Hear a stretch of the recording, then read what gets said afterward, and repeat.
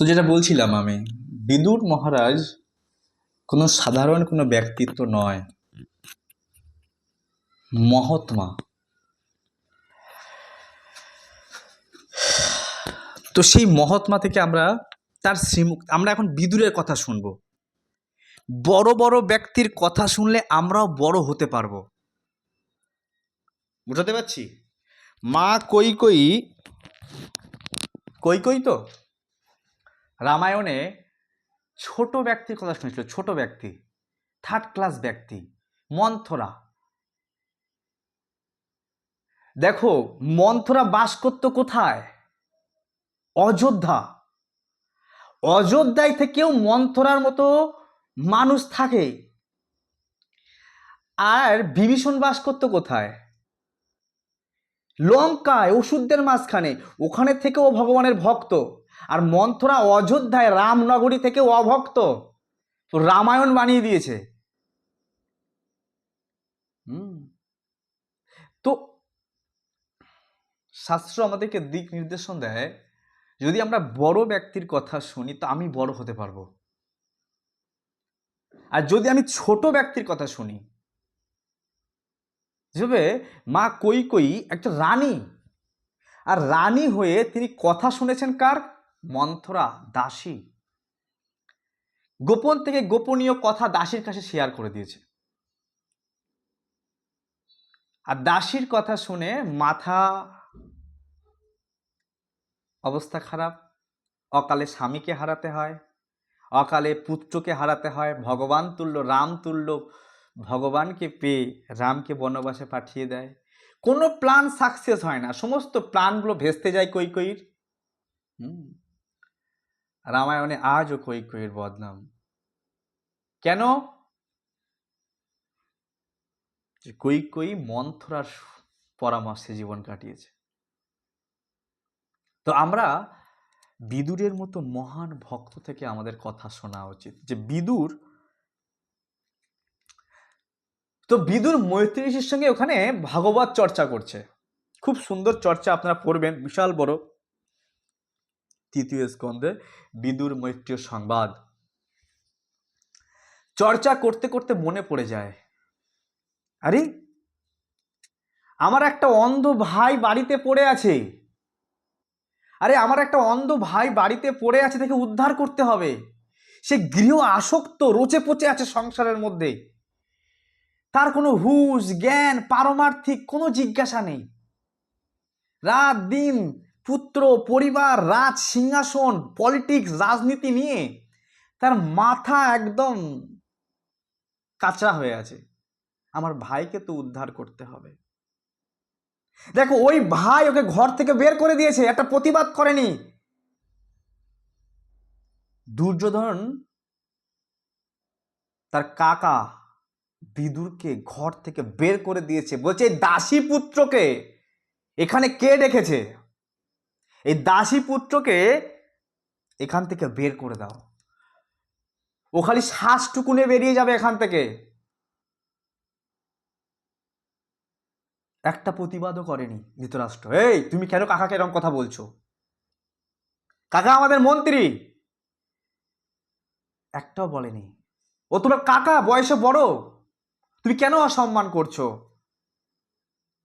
পুত্র মোহ। এই মানুষ যখন মোহগ্রস্ত হয়ে যায় না, কোনটা ঠিক আর কোনটা বেঠিক বুঝে উঠতে পারে না। কোন সিদ্ধান্তটা ভালো, কোন সিদ্ধান্তটা খারাপ। জলকে মনে হয় আগুন, আগুনকে মনে হয় জল। হচ্ছে মোহগ্রস্ত অবস্থা। তো যে ভাই আর ভাইয়ের ছেলে মিলে বিদুরকে ঘর থেকে বের করে দিয়েছে, আজ বিদুর চিন্তা করছে আমার ভাইকে তো উদ্ধার করতে হবে, দাদাকে তো উদ্ধার করতে হবে। আমার একটা অন্ধ দাদা ঘরে পড়ে আছে। গুরু মহারাজ, আমার পরমারাধ্য পরম গুরু মহারাজ, তিনি বলছেন যে বিদুর যদি এরকম, যে বিদুরের সঙ্গে খারাপ ব্যবহার করেছে, যাকে বিদুরকে ঘর থেকে বের করে দিয়েছে, কোনো শ্বাসটুকু নিয়ে, প্রাণটুকু, মানে শ্বাসটুকু নয়, তোমাকে প্রাণে ছেড়ে দিলাম আর সব রেখে যাও। তুমি মন্ত্রী বলে তুমি টাকা পয়সা নিয়ে পালাতে পারবে না এখান থেকে। খালি শ্বাসটুকু নিয়ে বেরোবে এখান থেকে। যে ভাই তাকে এরকম করে ছেড়ে দিয়েছে, ঘর থেকে বের করে দিয়েছে, আর সেই ভাইকে নিয়েও ভাবছে। কেন? মহাত্মা। কেন? সাধু। সংসারী জীব নিজের কথা চিন্তা করে। তা বিদুর, আরে আমার ভাই ঘরে পড়ে আছে, আমার ভাইকে উদ্ধার করতে হবে। তিনি ওখান থেকে চলে আসলেন হস্তিনাপুরে। আর হস্তিনাপুরে এসে দেখছেন কুরুক্ষেত্রের যুদ্ধ শেষ হয়ে গেছে, যুধিষ্ঠির মহারাজ রাজা হয়েছে। আর যুধিষ্ঠির রাজা হয়েছে, হ্যাঁ, আর যুধিষ্ঠির খুব যত্ন করে গান্ধারীকে আর ধৃতরাষ্ট্রকে। আর এতটা যত্ন করে, এত যত্ন করে, কোনো দাস দাসী রাখেনি, নিজেরা সেবা করে। আমি সেবা করব, আমরা 5 ভাই সেবা করব। আমাদের যেটা হয়, আমরা হলে কি হয়, বাড়ির বুড়ো বুড়ো বুড়ি, একটা কাজের লোক রেখে দাও, এটা কাজের লোক রেখে দাও, এটা কাজের মাসি রেখে দাও। বাপ আছে, মা আছে, ঠিক আছে, এটা কাজের মাসি, হয়তো আমার দেখার দরকার নেই, কাজের মাসি দেখবে। যদি দেখে খুব সদয় সম্পন্ন হয়। কিন্তু পঞ্চ পাণ্ডব কত ভক্ত, কত সুন্দর তাদের চরিত্র। না, আমাদের জ্যাঠা। যখন দ্রৌপদীর বস্ত্রহরণ হচ্ছে ধৃতরাষ্ট্রের সামনে, ধৃতরাষ্ট্র একটা কথা পর্যন্ত বলেনি। যখন জুয়া খেলে সব কিছু ঠকিয়ে নেওয়া হচ্ছে, তখন ধৃতরাষ্ট্র একটা কথাও কিছু বলেনি। এই ধৃতরাষ্ট্র, আর সেই ধৃতরাষ্ট্রকে পঞ্চ পাণ্ডবেরা নিজে হাতে সেবা করছে। বলে খাওয়াবে কে, ভাত খাওয়াবে কে? বলে ভীম নিজে হাতে করে কিচেন থেকে সমস্ত খাবার নিয়ে এসে জ্যাঠাকে জেঠিমাকে সামনে নিজে খাওয়াবে, বসে থেকে পাখার হাওয়া দিয়ে দিয়ে। কে দায়িত্ব দিয়েছে? যুধিষ্ঠির মহারাজ, যে খাওয়াবে তুমি। এরকম 5 ভাই 5টা দায়িত্ব নিয়েছে, জ্যাঠা জ্যাঠা জেঠিমাকে সেবা করবে। কলিযুগে বিরল। আমাদের এক গুরু ভাই বলছিলেন, গুরু ভাই না, আমাদের ইসকনের একজন ভক্ত, বরিষ্ঠ ভক্ত, বলছে বিদেশিরা না এখনো আসে ইন্ডিয়ায় যৌথ পরিবার দেখার জন্য। যৌথ পরিবার, যে একসঙ্গে বাবা, কাকা, জ্যাঠা, দাদু, ঠাকুমা একসঙ্গে আছে, পিসিমা সবাই একসঙ্গে আছে। এখনো কিছু কিছু বিদেশিরা আসে, যা ইন্ডিয়ায় যাব আমরা যৌথ পরিবার দেখব। আমাদের মহারাজও গল্প করে, বলছে একটা মাতাজি আছে কলকাতায়, বলছে ওই মাতাজির কারণে তারা 3, 4, 5টা ভাই, তারা এখনো পর্যন্ত এক টেবিলে বসে ভাত খায়। সে বাড়ির বড় বৌদি, মানে সংসারটা এরকমভাবে গুছিয়ে রেখেছে। তো মহারাজ জিজ্ঞাসা করছেন কিভাবে করেন এগুলো? বলছে অনেক কিছু স্যাক্রিফাইস করতে হয়, হেরে গিয়েও হাসি মুখে থাকতে হয় সবার সামনে, কারণ আমি বাড়ির বড় বৌদি। হ্যাঁ, তো এখনো তারা 5 ভাই একসঙ্গে, 5 বউ একসঙ্গে, 5 বউর ছেলে মেয়ে সব একসঙ্গে, সব খাওয়া দাওয়া, বড় টেবিল, হ্যাঁ, রিচ ফ্যামিলি। মহারাজ গল্প করে। তো এখন সেগুলো দেখা যায় না। তো পঞ্চ পাণ্ডবেরা ঠিক জ্যাঠা জেঠিমাকে এভাবে সেবা করতেন।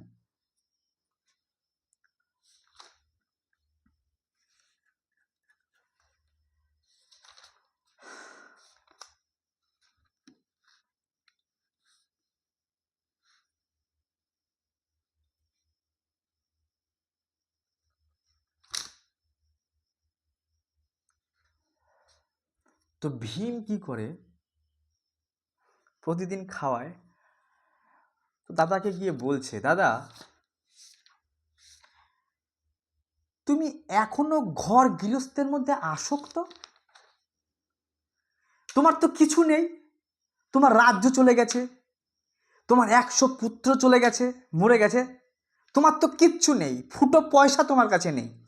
আর তুমি এই পঞ্চ পাণ্ডবদের কাছে ভিখারির মতো, কুত্তার মতো উচ্ছিষ্ট খাবার খাচ্ছ,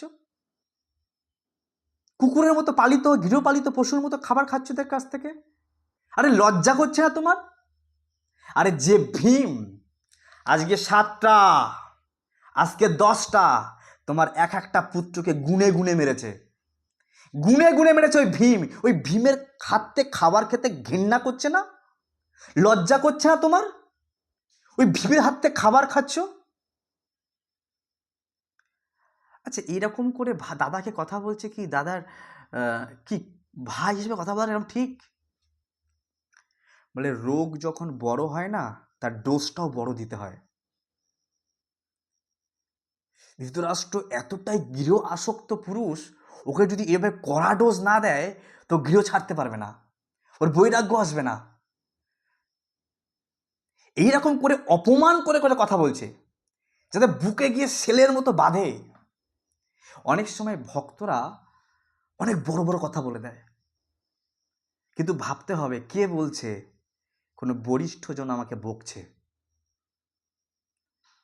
কোনো বরিষ্ঠ ভক্ত আমাকে বকছে, আর তার বকার মধ্যে আমার হিত লুকিয়ে আছে। আমার কি সে হিত হবে, তাই সে আমাকে বকছে, যাতে আমি কোনো ফিউচারে ভুল না করে ফেলি, বা আমার দ্বারা কোনো ভুল না হয়ে যায়। আর এই সংসারী জীব যদি আপনাকে আশীর্বাদ করে, বাবা ভালো থাকো বউ বাচ্চা নিয়ে, আরে ভাই বউ বাচ্চা নিয়ে ভালো থাকার জন্য তো এখানে আসিনি, আমি হরিভক্তি করার জন্য এসেছি। বাবা ভালো থাকো, তোমার দীর্ঘজীবী হোক। আরে ভাই দীর্ঘজীবী হয়ে তো আমি পচে পচে মরবো সংসারে, যদি হরিভজন না করি। তো এই সংসারে সাংসারিক যে আশীর্বাদ, সেই আশীর্বাদগুলো আমাদের দুঃখের কারণ হয়ে যায়। কিন্তু বরিষ্ঠ ভক্তের গালি আমাদের কাছে অভিশাপ হয়ে আসে। অভিশাপ না, আশীর্বাদ হয়ে আসে। যেভাবে নারদ মুনি অভিশাপ দিয়েছিল নলকুবের আর মণিগ্রীব, যখন ভগবানের সাক্ষাৎকার পায় না নলকুবের আর মণিগ্রীব, বলে অভিশাপ নয় আশীর্বাদ। আজ ভগবানের সাক্ষাৎকার পেয়েছি নারদ মুনির কৃপাতে, আজ ভগবানের স্পর্শ পেয়েছি নারদ মুনির কৃপাতে। আমরা আজ থেকে দুই ভাই সারা পৃথিবীতে, সারা স্বর্গে এই ভগবান কৃষ্ণের দামোদর লীলা গুণগান গাইব, এ নারদ মুনির কৃপা। গজেন্দ্র মহারাজ ভগবানের সাক্ষাৎকার কি করে পেল? মুনি ঋষিদের কৃপায়। মুনি ঋষি বলছে, আরে ধ্যান করার ভান করছো তুমি এখানে, হ্যাঁ ধ্যান করার ভান করছো, যাও হাতি হয়ে যাও, হস্তি হয়ে যাও। অভিশাপ দিল, ভগবানের কৃপা পেয়ে গেল। তাই বড় বড় ব্যক্তির গালিগুলো আমাদের কাছে আশীর্বাদ। বোঝা গেল? এই জন্য একটা কথা আছে, আমাদের শিক্ষিত ব্যক্তিরা বলে, শিক্ষিত শত্রু ভালো, শিক্ষিত শত্রু ভালো, মূর্খ বন্ধু ভালো না। মূর্খ মানুষ এক্ষুনি মাথায় একটা বাঁশের বাড়ি দিয়ে মেরে ফেলবে, শিক্ষিত মানুষ চিন্তা ভাবনা করবে বা একটা কেস ঠুকে দেবে কোর্টে গিয়ে, এই সেই হ্যান ত্যান খাতা কলমে লড়বে। কিন্তু অশিক্ষিত মানুষ স্পট ডেট করে দেবে মাথায় ইটের বাড়ি দিয়ে।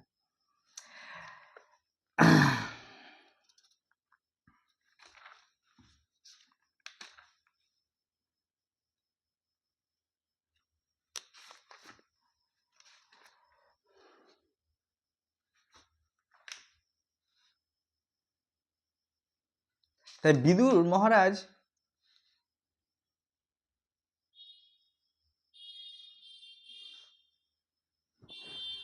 ধৃতরাষ্ট্রকে বলছে, রাজন শীঘ্রই আপনি ঘর থেকে বেরিয়ে পড়ুন, বিলম্ব করবে না। দেখুন মহাভয় কিভাবে আপনাকে আচ্ছন্ন করছে। রাজন বলে ব্যঙ্গ করছে, ব্যঙ্গ ধৃতরাষ্ট্র। কেন? আরে ভাই তুমি এখন আর রাজা নেই, তুমি রাজা ছিলে এক সময়, এখন তোমার কিচ্ছু নাই, এখন যা আছে যুধিষ্ঠিরের, তুমি যুধিষ্ঠিরের অন্ন খাচ্ছ। রাজন জলদি জলদি ঘর থেকে বের হও, আর জলদি বের হয়ে ভগবানকে প্রাপ্ত করার চেষ্টা করো। গৃহ আসক্ত পুরুষ কখনো ভগবানকে লাভ করতে পারে না। গৃহ আসক্ত পুরুষ গৃহের মধ্যে রচে পচে থাকে। তাই ঘর ছাড়ো। আমরা না কমফোর্টেবল জোন, গৃহটাকে আমার খাট, আমার বিছানা, আমার এখানে হাত দিয়ে জলের গ্লাস পেয়ে যাই, আমার এখানেই অ্যাটাচ বাথ। আমরা না বৃদ্ধ হলে ঘর ছাড়তে চাই না। কেন জানেন? এই সংসারে যে ঘর ছাড়তে চায় না কেন জানেন? কোথায় যাব, কোথায় থাকবো, ভালো কমফোর্টেবল হবে কিনা, রুম ঠিকঠাক হবে কিনা, অ্যাটাচ বাথ হবে কিনা, এসি রুম থাকবে কিনা, ওখানে যদি সব কিছু সুবিধা না হয়, আমার বাবা যাওয়ার দরকার নেই, বাড়ি থাকলাম। তারা বৃন্দাবনে যেতে চায় না, তারা ধামে আসতে চায় না, কারণ কমফোর্টেবল জোনেই তাদের ভালো লাগে। আর শাস্ত্রে বলছে ঘরে মরতে নেই। ঘরে কে মরে? গৃহ আসক্ত মানুষ। শাস্ত্রে বলছে বনে গিয়ে মরতে। সমস্ত ছেলে মেয়ে পুত্র স্ত্রী কন্যার মুখ দেখতে না হয়। মুখ দেখে মরলে আবার ওই সংসারে ফিরে আসতে হবে, ওই মায়া হবে, মরার সময় কষ্ট হবে।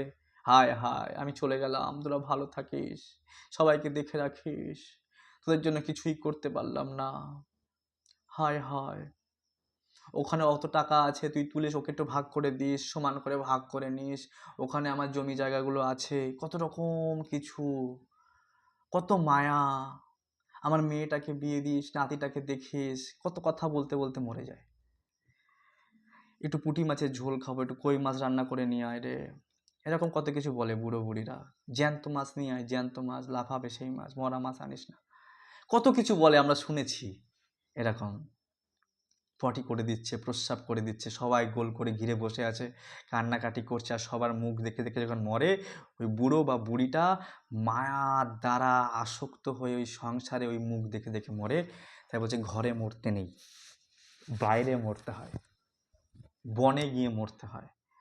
এখন বনে বলতে কি, বৃন্দাবনে, নবদ্বীপ ধামে, ধামে ভক্ত সঙ্গে পিতামহ বিশ্ব যেভাবে শরীর ছেড়েছে, বৃত্তাসুর ইন্দ্রের মতো ভক্তের মুখ দেখে ভগবানকে স্মরণ করতে করতে শরীর ছেড়েছে।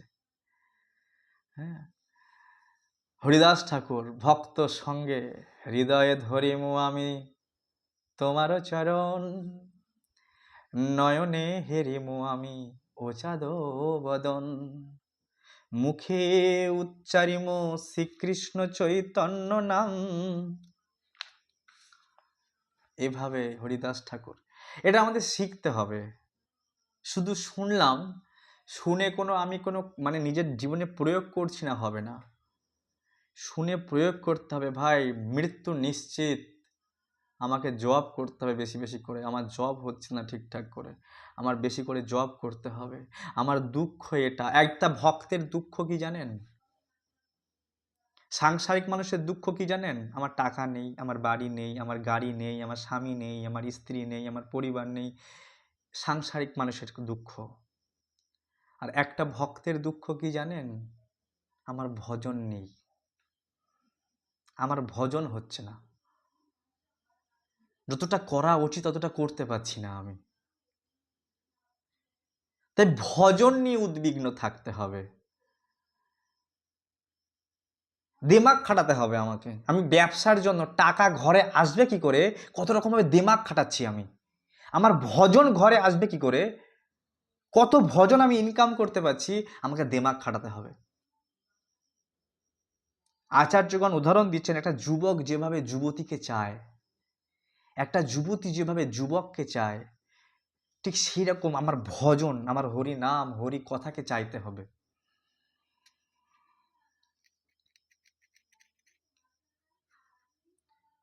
বুঝতে পেরেছেন? তাই বিদুর মহারাজ বলছে, দেখো আর বিলম্ব করো না। হ্যাঁ, এই জড়জগতে কোনো মানুষের দ্বারা এই ভয়াবহ পরিস্থিতির প্রতিকার হতে পারে না। এই জড়জগতে যে ভয়াবহ পরিস্থিতি, এ কেউ প্রতিকার করতে পারবে না। হে প্রভু, এই পরম পুরুষোত্তম ভগবানই মহাকাল রূপে আমাদের সম্মুখে, কাল আমাদের কিন্তু সম্মুখে দাঁড়িয়ে আছে। ভগবদ গীতায় ভগবান বলছে কালম অস্মি, আমি কাল। সময় থাকতে থাকতে আমার ভজন না করলে আমার কালের দ্বারা তোমাকে কিন্তু বিনাশ হয়ে যেতে হবে। ব্রহ্মাজি ভগবানের তপস্যা করেছেন, তপস্যা করার পরে প্রথমে ব্রহ্মাজি দেখলেন যে আমি সৃষ্টি হয়েছি, আমি একটা চারিদিকে তাকিয়ে দেখছি জল জল জল জল, আর মাঝে একটা পদ্মফুল, পদ্মফুলের মধ্যে ব্রহ্মাজি বসে আছেন। ব্রহ্মাজি বসে আছেন, পদ্মের নালি দিয়ে ঢুকে গেলেন ভিতরে, দেখি তো আমি কোত্থেকে সৃষ্টি হয়েছি, কোথায় আমার উৎপত্তি, কিভাবে আমি জন্ম নিলাম, দেখি তো কোথা থেকে হয়েছি। কয়েক বছর ওর মধ্যে দিয়ে গেল, টের পেল না, খুঁজে পেল না, আবার উঠে এসে বসলো, হাঁপিয়ে গেছে। জলের মধ্য থেকে বলছে ত প ত প ত প, তপস্যা তপস্যা করো। ব্রহ্মাজি বুঝে গেল যে আমাকে তপস্যা করতে হবে। ব্রহ্মাজি তপস্যা করতে শুরু করে দিলেন, মন ইন্দ্রিয় সংযত করে ভগবানের নাম জপ শুরু করে দিলেন। এক দিব্য সহস্র বছর তপস্যা করার পর ব্রহ্মাজি ভগবানের সাক্ষাৎকার পেলেন। ব্রহ্মাজি ওখানে এত সুন্দর ভগবানের বর্ণনা দিয়েছে। এবার ব্রহ্মাজি ভগবানকে দেখছেন, পুরো ভিডিও ক্যামেরা করে ব্রহ্মাজি দেখাচ্ছেন আমাদেরকে যে দেখো দেখো বৈকুণ্ঠ কত সুন্দর, ভগবান দেখো শঙ্খ চক্র গদা পদ্মধারী ভগবান, দেখো মা লক্ষ্মী দেবী তার সহচরীকে নিয়ে ভগবানের পাদপদ্ম সেবা করছে, ভগবানের কত ভক্ত, সবারও হাত চারটে করে হাত, সবাই কত সুন্দর দেখতে, সবার গায়ের রং শ্যামল বর্ণ, সবার কত সুন্দর মুকুট, ভগবানের মাথায় মুকুট, বৈজয়ন্তী মালা, কত সুন্দর ভগবান দেখতে। ওখানে কোনো রকম কালের কোনো প্রভাব নেই। কালের প্রভাব মানে কালের প্রভাবে আমি আস্তে আস্তে চুল পড়ে যাচ্ছে, দাঁত পড়ে যাচ্ছে, কালের প্রভাবে চুল সাদা হয়ে যাচ্ছে, কালের প্রভাবে কানে শুনতে পাচ্ছি না, কালের প্রভাবে চোখে চশমা পড়তে হচ্ছে, কালের প্রভাবে একদিন বৃদ্ধ হয়ে যাব, মরে যাব। এটা কালের প্রভাব। তো ব্রহ্মাজি বলছে এখানে কোনো কালের প্রভাব নেই। বৈকুণ্ঠে গেছে ব্রহ্মাজি, কোনো কালের প্রভাব নেই। এখানে সত্য রজ তম কোনো গুণ নেই, সব গুণাতীত। এখানে সবাই কৌমার। পুরো ভাগবতম পড়ছিলাম আজকে সকালবেলা, ইউটিউবে ক্লাসটা দেওয়া আছে, এত সুন্দরভাবে এখানে বর্ণনা করছে ভগবত ধামের, পুরো ক্যামেরা করে করে ভগবত ধাম দেখাচ্ছেন। ওখানে গাছগুলো কেমন, ওখানে অধিবাসী কেমন, ওখানে বাড়িগুলো কেমন, ওখানে ভগবান কত সুন্দরভাবে সেজে থাকে। বলে ভগবান এত আনন্দে ভগবানের হাতে প্রসাদের থালা, আর ভগবান সবাইকে প্রসাদ বিতরণ করছে, একদম স্মাইলিং ফেস, প্রসন্ন বদন ভগবান। ব্রহ্মাজি যা দেখছেন তাই অ্যাজ ইট ইজ ভাগবতমে বর্ণনা করেছেন। এই ভাগবতম হচ্ছে ভিডিও, বৈকুণ্ঠ ধামের ভগবানের ভক্তের, ভগবানের সমস্ত লীলা ভিডিও করে রাখা আছে। তাই প্রত্যেককে ভাগবতম পড়া উচিত, বুঝি আর না বুঝি। একটা দিন না একটা দিন আমি বুঝতে পারবো শুনতে শুনতে। তাই সেখানে কোনো কালের প্রভাব নেই, কিন্তু আমাদের এই জগতে কালের প্রভাব আছে। তাই তাই আমাদের বিদুর মহারাজ বলছে এখানে কালের প্রভাব কাউকে ছাড়বে না। আর এই কালের প্রভাব কেউ প্রতিকার করতে পারবে? কেউ পারবে বৃদ্ধ অবস্থাকে যৌবন করতে? কেউ পারবে মৃত মানুষকে বাঁচাতে? কেউ পারবে না। জন্ম মৃত্যু জরা ব্যাধি কেউ নিয়ন্ত্রণ করতে পারবে না। শোক মোহ ভয় কেউ কন্ট্রোল করতে পারবে না। তাই বিদুর মহারাজ বলছেন যে দেখো সবই মহাকালের দ্বারা প্রভাবগ্রস্ত। বলছে মানুষের সব থেকে প্রিয় বস্তুটি কি? প্রাণ। আমার প্রাণটা তো আমার সব থেকে প্রিয়, কেউ ছাড়তে চায় না, কিন্তু কাল কেমন দেখো এই প্রিয় প্রাণটাকে ছিনিয়ে নিয়ে নেয়। আমরা কেউ চাই না আমার প্রাণটা, আমি বুড়ো হয়ে যাব, বিছানায় পচে পচে যাব, তবু প্রাণটা দেব না। সবাই ধরে রাখতে চাই প্রাণটাকে। বিদুর মহারাজ আমাদেরকে চোখে আঙুল দিয়ে দেখাচ্ছে মহাত্মা না, মহাত্মাদের দূরদৃষ্টি সম্পন্ন। আমরা সাংসারিক জীব, আমাদের দৃষ্টি কি করে ভালো খাবো, কি করে ভালো করে 8-10 ঘন্টা 12 ঘন্টা ঘুমাবো, কি করে এনজয়মেন্ট করবো, কি করে টাকা পয়সা জমাবো, বউ বাচ্চা নিয়ে সুখে থাকবো, এটুকুই আমাদের দৃষ্টি। এর বেশি দৃষ্টি নেই, ভাবারই সময় নেই, ভাবিই না। টাকা টাকা টাকা টাকা করতে করতে ভাবিই না আমরা। কিন্তু বিদুর তো মহাত্মা, আর আমরা প্রবচন শুনছি বিদুরের। বিদুরজি ধৃতরাষ্ট্রকে উদ্দেশ্য করে আমাদেরকে প্রবচন দিচ্ছে, বলছে সব থেকে প্রিয় হচ্ছে প্রাণ, সেই প্রাণটাও পর্যন্ত সমর্পণ করতে হয়। কত কষ্ট করে করে আমরা ধন সম্পত্তি একত্রিত করি, কত কষ্ট করে করে। কোনো কোনো বাবা তার সন্তানকেও দিতে চায় না ধন সম্পত্তি, কিন্তু সেই ধন সম্পত্তি মরে যাওয়ার সঙ্গে সঙ্গে সব অন্যের হয়ে যায়, সব অন্যের হয়ে যায়, কিছু নিজের থাকে না, মান মর্যাদা কিচ্ছু থাকে না। আজকে চিন্তা করো তো, প্রধানমন্ত্রী, আমি যদি মরে যাই আমার শরীর থেকে 1-2 কিলো ছাই হবে, আর ওই 1-2 কিলো ছাইয়ের দাম কত হতে পারে? 100-200 টাকা হতে পারে, যদি জমিতে সার কাজে লাগে, খুব জোর হলে। আজকে প্রধানমন্ত্রীর কত দাম চিন্তা করেন তো।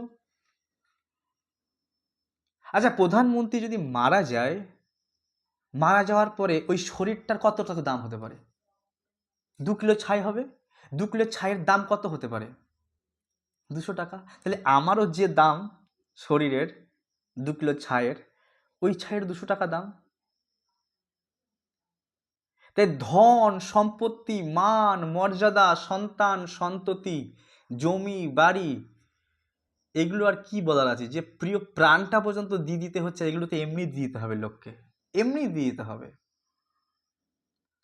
খুব সুন্দর সুন্দর তাৎপর্য প্রভুপাদজি দিয়েছেন, যে সৌভাগ্য হয় একটা ভাগবতম যাদের নেই তারা কিনে পড়বেন, যাদের আছে তারা পড়বেন, চেষ্টা করবেন একটু সময় বের করে 1-2 পৃষ্ঠা করে ভাগবতম পড়ব।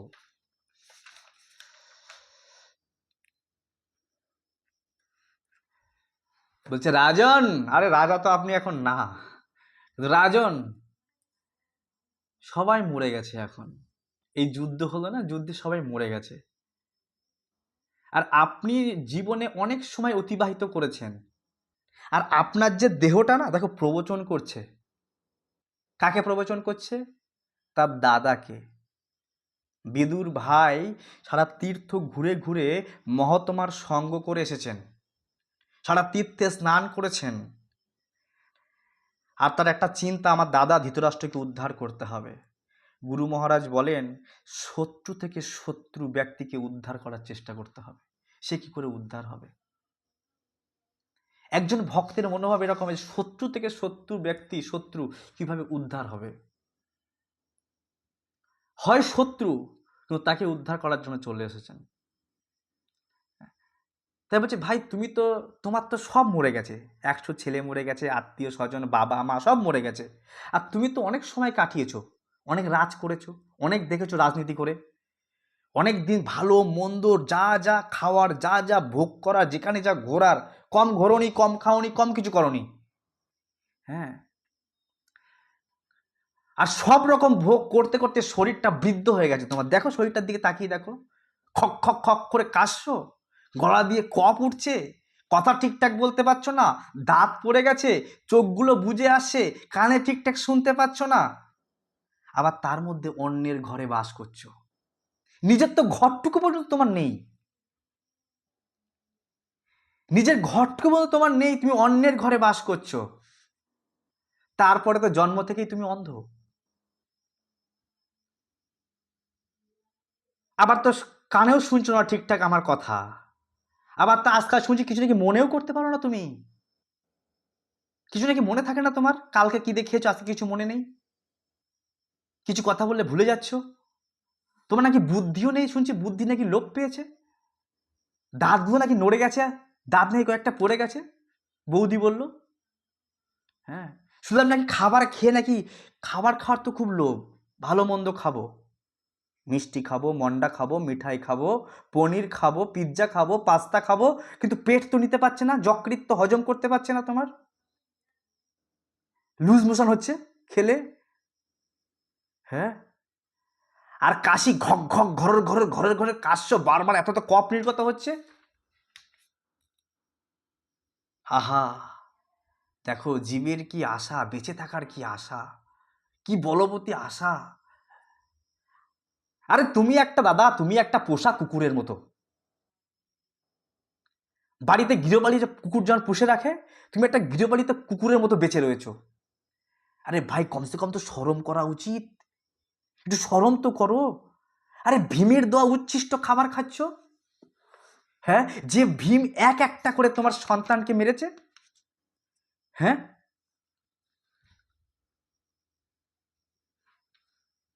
আরে তুমি ভীমের খাবার খাচ্ছ, তুমি জানো তুমি ভীমকে তুমি কি করেছো? আরে তুমি নিজে ওই ভীমকে অগ্নিতে নিক্ষেপ করেছিলে, তোমার পরামর্শে ওই ভীমকে বিষ খাইয়ে মেরে ফেলার জন্য ওকে বিষ খাইয়ে গঙ্গায় ফেলে দিয়েছিলা, হ্যাঁ, লজ্জা করছে না সে ভীমের হাত থেকে খাবার খেতে? কি ধিক্কার দিয়ে বলছে, তার বলার একটাই উদ্দেশ্য, চেতন করা, ঘুমিয়ে আছে চেতন, জীব জাগো, জীব জাগো, জাগাচ্ছে, ধৃতরাষ্ট্রের ভেতরে যে চেতন, সেই চেতনকে জাগাচ্ছে, লজ্জা করছে না তার দাক্ষিণে খাবার খাওয়া, তার দক্ষিণায় জীবন নির্বাহ করতে লজ্জা করছে না রাজন? হুম, আরে ভাই যার স্ত্রীকে তুমি অপমান করেছো, চুলির মুঠো ধরে এক বস্ত্র পরিহিত দ্রৌপদী, তাকে তুমি অপমান করেছো, হ্যাঁ, তাদের রাজ্য ধন সম্পদ অপহরণ করে নিয়েছো, হ্যাঁ,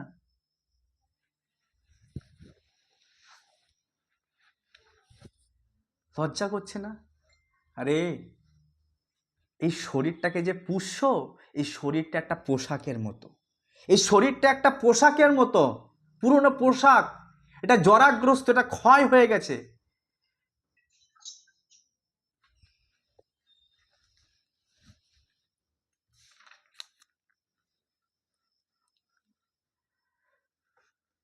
ধৃতরাষ্ট্র মহারাজ মনে করিয়ে দিচ্ছেন তাকেই ধীর বলা হয় যিনি অজ্ঞাত দূর দেশে চলে যান, সমস্ত দায়িত্ব থেকে মুক্ত হয়ে জড় দেহটি যখন অব্যবহার্য হবে তখন তিনি ত্যাগ করেন।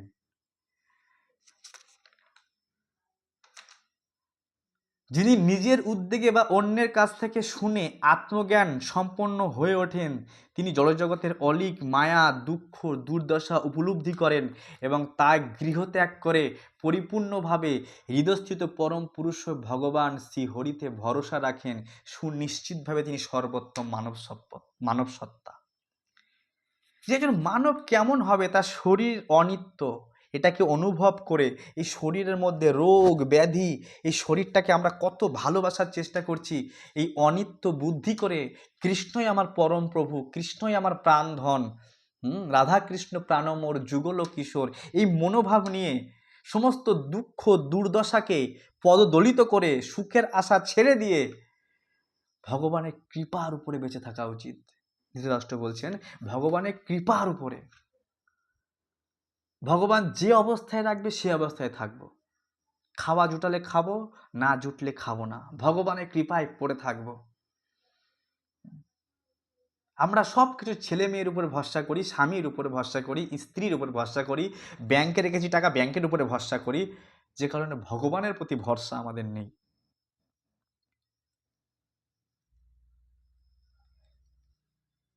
এখনো সময় আছে, এখনো সময় আছে, চুপচাপ কাউকে না বলে ঘর থেকে বেরিয়ে পড়ো, উত্তর দিকে গমন করো। এখনো সময় আছে, জানো কলিযুগ চলে আসছে আর মানুষের সদ্গুণ নষ্ট হচ্ছে। আমার এই জায়গাটা খুব ভালো লাগে শুনতে, জানেন, আমার মাঝে মধ্যে প্রশ্ন হয় যে আমরা এত প্রয়াস করছি তবু মাথার মধ্যে কিলবিষ কেন ঢুকছে, এত কামনা, এত বাসনা, এত ভোগ করার ইচ্ছা কেন? প্রতিদিন প্ল্যান করি এত ভালো ভক্তি করবো, এত ভালো, সমস্ত প্ল্যান কেন ভেস্তে যাচ্ছে? এই কথাটা খুব মনে রাখতে হবে। বলছে কলিযুগ, তখন দাপর যুগ চলছে, কলি এখনো আসেনি, তাই ধৃতরাষ্ট্র ভয় পাচ্ছে যে এখনো সময় আছে, কলিযুগ চলে আসছে, মানুষের সদ্গুণ নষ্ট হয়ে যাচ্ছে, তুমি এখনই ঘর থেকে বেরিয়ে পড়ো, তুমি এখনই ঘর থেকে বেরিয়ে পড়ো, হ্যাঁ, আর তুমি মুক্তির জন্য চিন্তা করো, ঘর থেকে বেরিয়ে গিয়ে পরব্রহ্ম পরমেশ্বর ভগবান শ্রীকৃষ্ণে মনোনিবেশ করে ভগবানকে প্রাপ্তি করার পূর্ণ সুযোগ গ্রহণ করে নাও, পূর্ণ সুযোগ। কলিযুগ আসলে কিন্তু পারবে না, কলির দোষ ধরে যাবে। আমরা না এই যুগে একে দোষ দিই, ওকে দোষ দিই, এটা মনে রাখতে হবে কলি যুগের দোষ। আমরা যে যুগটায় বাস করছি এটা অধর্মের যুগ, আমাকে ধর্ম করতেই দেবে না, আমাকে দিয়ে অধর্ম করাবে, পাপ কাজ করাবে, আমাকে দিয়ে যত রকমের জঘন্য কাজ করাবে। তাই আমাদের সাধু সঙ্গে ভাগবত কথায় নাম সংকীর্তনে সবসময় বিজি রাখতে হবে। আমি খালি হলেই আমাকে দিয়ে পাপ কাজ করিয়ে নেবে, আমি খালি হলেই আমাকে দিয়ে কোনো না কোনো খারাপ কাজ করিয়ে নেবে। এই কলি খালি ফাঁক খুঁজছে কখন আমাকে দিয়ে পাপ কাজ করাবে। যখন পরীক্ষিত মহারাজ আনন্দ পাচ্ছেন যে সত্যযুগে 10,000 বছর ধ্যান করে যে ফল পাওয়া যেত, এই কলিযুগের যদি কেউ এক জীবন হরিভক্তি করে সে ভগবান ধাম প্রাপ্ত হয়ে যাবে। বলছে আরে রাজন, হরিনাম করতে দেব না আমি, হরিনাম করলে তো ভগবত ধামে যাবে না, করতেই দেব না জিহ্বার নাম, ওকে সংসারে এত মজিয়ে রাখবো, এত ঝগড়া বিবাদেও লাগিয়ে দেবো, ও টেনশন দুশ্চিন্তা হতাশা কামড়া কামড়ির মধ্যে জীবন চলে যাবে, ওর হরিনাম করতে দেব না। আরে বাইরের মানুষ তো দূরের কথা, ভক্তদের মধ্যে ভক্ত ভক্ত ঝামেলা লেগে যাচ্ছে। কলি, গুরু ভাই গুরু বোন ঝামেলা লেগে যাচ্ছে। আমি বাইরের সংসারী জীব ছেড়ে দিলাম, এটা গীতা ভাগবতম পড়ে সঙ্গের মধ্যে থেকেও ঝামেলা কেন হচ্ছে? কলি করাচ্ছে। তাই আমাদের খুব সাবধানতার সঙ্গে, যে ভাই কলহের যুগে বাস করছি, এখানে যখন তখন ফেঁসে যেতে পারি কলহের মধ্যে। আর যখন তখন আমার থেকে কলহ হবে মানে আমার ভক্তি ছুটে যাবে, টেনশন থাকবে কলহের, কারে কিভাবে ছোট করব, কারে কিভাবে নির্যাতন করব, কারে কিভাবে আমি বড় হব, ওকে ছোট দেখাবো, ঝগড়া অশান্তি বিবাদ এই সেই করতে করতে হরিনাম থেকে দূরে চলে যাব, ভক্তি দূরে চলে যাব, নিদায় বলে হরি বল। সেই জন্য আমাদের প্রয়াস করা উচিত। তো বিদুর মহারাজ এইভাবে তার ভাইকে উদ্ধার করে, ভাইকে গৃহ থেকে ছেড়ে ধৃতরাষ্ট্র তখন কি করে জানো? ভাইয়ের কথা শুনে তার চেতন ফেরে। আরে তাই তো, একই অবস্থা, একই অবস্থা। আমি তো গৃহাসক্ত পুরুষের মতো ঘরে বসে আছি, কোনো পারমার্থিক কাজ করিনি। এই তো আমার সুযোগ, আমার ভাই এসে, হ্যাঁ, কোনো সাধু মহাত্মা যখন উপদেশ করে কৃপা করার জন্য, এই যে বিদুরজি মহাত্মা, হ্যাঁ, মহান্ত স্বভাবেই তারিতে পামর, তার যে পামর, পতিতকে উদ্ধার করা, ধৃতরাষ্ট্রের মতো পতিত ব্যক্তিকেও প্রবচনের মাধ্যমে উদ্ধার করলো। এই যে তীক্ষ্ণ তীক্ষ্ণ প্রবচন, তীক্ষ্ণ তীক্ষ্ণ বাণ দিল, কথা বাণ, এই কথা বাণের মাধ্যমে ওর বিবেক জাগ্রত হলো। আরে তাই তো আমার হরিভক্তি করতে হবে, কাউকে কিছু না বলে। হ্যাঁ, গান্ধারী আর ধৃতরাষ্ট্র ঘর ছেড়ে উত্তর দিকে বেরিয়ে গিয়ে 1 সপ্তাহ এইরকম ভজন করেছে, এইরকম নাম জপ করেছে, 1 সপ্তাহের মধ্যে ভগবানের মনোনিবেশ করে সমস্ত দেহের মধ্যে আগুন লাগিয়ে দিয়ে, মানে যোগ বলের প্রভাবে, যোগের মাধ্যমে চলে গেছেন ভগবানের ধামে 1 সপ্তাহের মাধ্যমে। মহৎ কৃপা। তাই আমাদেরও প্রয়াস করা উচিত, ধৃতরাষ্ট্রের যেভাবে বিদুর যেভাবে উপদেশ করছে, এভাবে কোনো না কোনো সাধু মহাত্মা আমাদের উপদেশ করছে বারবার, ইউটিউবের মাধ্যমে হোক, সামনাসামনি ধামে হোক, বৃন্দাবনে হোক, মায়াপুর ধামে হোক, কোনো না কোনোভাবে কোনো গৃহেতে এসে হোক, কোনো না কোনো সাধু মহাত্মা এসে যেভাবে ধৃতরাষ্ট্র গৃহ আসক্ত পুরুষ ছিল, ওকে জ্ঞান দিয়েছে, ও শুনে নিজে উদ্ধার হয়ে গেছে। আমাদেরও কোনো না কোনো সাধু মহাত্মা অজ্ঞাত সারে এসে কৃপা করছে। আমাদেরও ভাবতে হবে যে ভাই এই যে সুযোগ, আমি কিন্তু হাতছাড়া করব না। তাই আমাদের এই সুযোগ নিয়ে কি করে আমিও মুক্তির দরবারে পৌঁছাতে পারি, সেই জন্য পূর্ণ প্রয়াস করা উচিত। কেউ প্রয়াস করে দেবে না। ব্রহ্মাজি যদি গুরু হয়ে যায়, জপটা নিজেরই করতে হবে। শিব ঠাকুর যদি গুরুদেব হয়ে যায়, জপটা নিজেরই করতে হবে, কেউ করে দেবে না জপটা। তাই নিজের জপ নিজে করতে হবে, নিজে ভাগবতম পড়তে হবে বইটা খুলে, নিজে ভগবানের সেবা করতে হবে, কেউ করে দেবে না, নিজের। তা সেই জন্য সবাই প্রয়াস করবেন, আর আমাকে আশীর্বাদ করবেন যাতে আমিও বেশি বেশি করে জপ করতে পারি, বেশি বেশি করে ভাগবতম পড়তে পারি, সাধু সঙ্গে থাকতে পারি, যাতে সঙ্গ ছাড়া না হই। আশীর্বাদ করবেন। কথা প্রসঙ্গে অনেক কিছু বলে দিই, বড় বড় কথা, বাট যোগ্যতা বিচারে কিছু নাহি পাই। তা আমাদের এই কথা আর কীর্তনের একমাত্র উদ্দেশ্য যাতে ভগবান কৃষ্ণ প্রসন্ন হয়, আমাদের ভগবানের নামে মন লাগে, ভাগবতমে রুচি হয়, ভগবানের সেবায় রুচি হয়, ভগবানের সেবায় যাতে আমরা আরও অগ্রসর হতে পারি। তো chant Hare Krishna and be happy, Jai Shri Prabhupada. যদি কারোর কোনো কিছু বক্তব্য থাকে এই টপিক থেকে, আপনি কিছু বলতে পারেন।